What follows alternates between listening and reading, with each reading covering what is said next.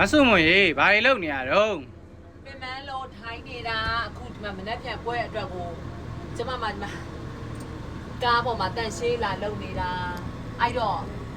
နောက်ထပ်ကျမဟိုနော်ကျူတင် broken ပြီးအပ်ထားတဲ့လူတွေကလည်းဒီ package ကိုယူခြင်းပြောင်းလို့ရတယ်နောက်ထပ်အမဲ့လူတွေကလည်းဒီလိုမျိုးကိုင်းနဲ့ဝန်ဆောင်မှုပေးခြင်းနဲ့လိုချင်တယ်ဆိုရင်လာအောင်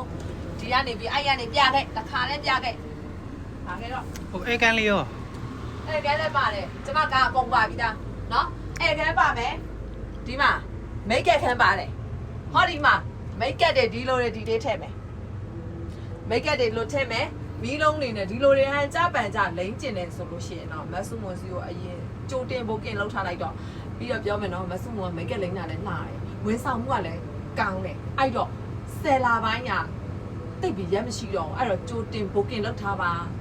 ပြောချင်ပါတယ်အဲ့တော့မနေ့ပြန်ကြရင်လည်းဘလို့လေးလှလို့သုံးလိမ့်ပြီးဘလို့ဝန်ဆောင်မှုတွေပေးမယ်ဆိုတော့ဆက်ပြီးတော့လေးလာကြည့်ရှုပေးပါအောင်ပြောချင်ပါတယ်ရှင်သွားဟိုဘက်ဒီသွားလိုက်အောင်ဟိုဘက်ကနေသွားပြီးမှဒီဘက်ကိုပြန်လာရ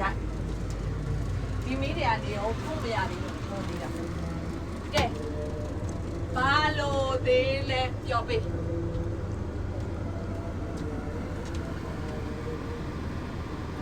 ုံလေးပါစားလိုက်